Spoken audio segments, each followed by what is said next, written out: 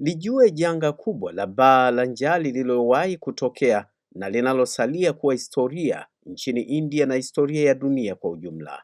Hili ni janga la njaa la India linalofahamika kama Bengal famine la mwaka 1943. Linatajwa kuwa moja ya majanga makubwa ya njaa katika historia ya karne ya 20 yaliyotokea katika eneo la Bengal nchini India wakati wa vita kuu ya pili ya dunia ilipokuwa ikiendelea. Wakati huo eneo la Bengal lilikuwa sehemu ya koloni la Mwingereza, yani British India. Hii ni TriGen Media. Inakadiriwa kuwa kati ya watu milioni 2 hadi 3 walifariki dunia kutokana na baa hilo la njaa, magonjwa na utapiamlo uliotokana na janga hilo.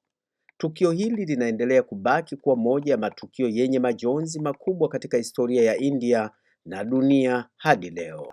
Chanzo halisi kimojawapo kikubwa cha njaa hiyo ilikuwa mchanganyiko wa sababu kadhaa za kiuchumi na kisiasa, ambapo mwaka 1942 uvamizi wa jeshi la Japani katika maeneo ya Asia ya Kusini Mashariki huko uliathiri sana usambazaji wa chakula, hasa baada ya nchi hiyo kuiteka Myanmar, Burma ya zamani, ambayo ilikuwa chanzo kikubwa usambazaji wa mchele kwa Bengal. Kukosekana kwa uagizaji huo wa chakula kulisababisha upungufu mkubwa wa mchele katika soko la ndani. Sababu nyingine ilikuwa sera za kijeshi za utawala wa kikoloni wakati wa vita. Serikali ya Uingereza ilianzisha sera iliyojulikana kama denial policy, ambayo ilihusisha uchukuaji ama kuharibu baadhi ya mashua na akiba za chakula katika maeneo ya pwani ili kuzuia majeshi ya Japani yasipate rasilimali hizo. Hata hivyo, sera hiyo iliharibu mfumo wa usafirishaji wa chakula katika eneo hilo na kufanya ugawaji wa chakula kuwa mgumu zaidi. Aidha, kulikuwa na kupanda kwa bei za vyakula kutokana na hofu ya vita, uhifadhi wa chakula pamoja na mfumuko mkubwa wa bei. Watu matajiri waliweza kununua na kuhifadhi chakula, lakini watu masikini, hasa wakulima na wafanyakazi wa kawaida, walishindwa kumudu bei hizo za vyakula. Hali hiyo ilisababisha pengo kubwa kati ya waliokuwa na uwezo wa kupata chakula na waliokosa kabisa. Majanga ya asili pia yalichangia hali hiyo, ambapo mwaka 1942 sehemu za Bengal zilipata mafuriko na pia ugonjwa wa mimea ulioathiri uzalishaji wa zao la mpunga. Hivyo uzalishaji wa chakula ulipungua wakati mahitaji yalikuwa yanaongezeka kwa kasi kutokana na vita na ongezeko la watu katika miji mikubwa. Athari za njaa hiyo zilikuwa mbaya sana kwa jamii. Maelfu ya watu walikimbilia miji mikubwa kama Kolkata wakitafuta chakula na misaada. Barabara zilijaa watu waliodhoofika kwa njaa na wengi walifariki hadharani kutokana na utapiamlo na magonjwa kama vile kipindupindu na malaria. Watoto na wazee walikuwa waathirika wakubwa zaidi.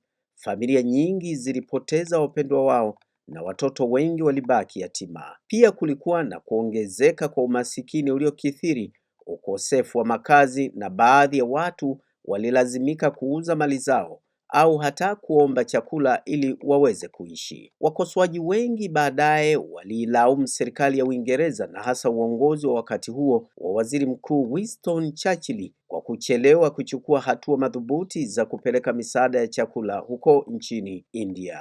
Baadhi ya wanahistoria wanasema kuwa kipaumbele kikubwa cha serikali kilikuwa vita barani Ulaya kuliko hali ya njaa iliyokuwa ikiendelea katikati ya makoloni. Baada ya tukio hilo, njaa ya Bengali ilichochea hasira kubwa dhidi ya utawala wa kikoloni wa Mwingereza nchini India. Tukio hilo liliongeza nguvu kwa harakati za kudai uhuru wa India kutoka kwa Waingereza, ambazo hatimaye zilizaa matunda mwaka 1947. Kwa ujumla, janga hili la Bengal famine la mwaka 1943 ilibaki kuwa somo muhimu katika historia kuhusu athari za sera mbaya za kiuchumi, vita na usimamizi mbovu wa rasilimali za chakula. Ni tukio ambalo hadi leo bado linajadiliwa sana na wanahistoria kuhusu nani hasa alihusika zaidi katika kusababisha janga hilo na jinsi ambavyo lingeweza kuzuilika. Baada ya janga la Bengal famine la mwaka 1943, hatua kadhaa zilichukuliwa ili kupunguza madhara ya njaa na kuzuia tukio kama hilo lisijirudie tena katika eneo la India.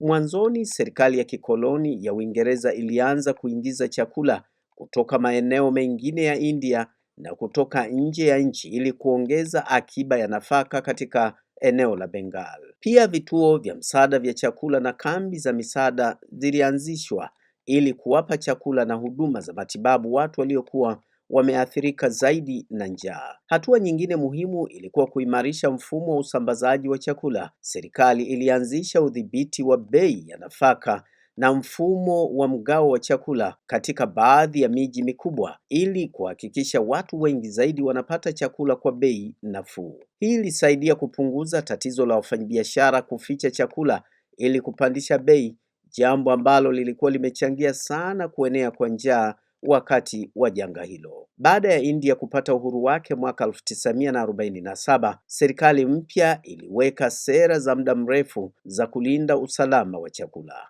Miongoni mwa hatua hizo ilikuwa ni kuongeza uzalishaji wa chakula kupitia miradi ya kilimo, umwagiliaji na baadaye mageuzi ya kilimo yaliyojulikana kama Green Revolution katika miaka 1960 huko. Mageuzi haya yaliongeza sana uzalishaji wa mpunga na ngano nchini humo. Kwa ujumla, mchanganyiko wa misaada ya dharura, udhibiti wa soko la chakula na mageuzi ya kilimo ulisaidia India kujenga mfumo bora zaidi wa usalama wa chakula. Tangu wakati huo, licha ya changamoto za idadi kubwa ya watu, India imeweza kuepuka majanga makubwa ya njaa kama vile yaliyotokea wakati wa Bengal famine ya mwaka 1943. Hata sasa mataifa duniani yakiwemo ya bara la Afrika pia ni vyema yakatambua kuwa vita haijawahi kuwaacha watu salama na haijawahi kuwa na uzuri wowote katika athari za mnyororo wa huduma za kijamii na uchumi wa dunia. Shime dunia, shime Afrika, iko haja ya kujiandaa ili kuweza kuzuia athari zinazoweza kuzuilika kutokana na vita vinavyoendelea. Hii ni TriGen.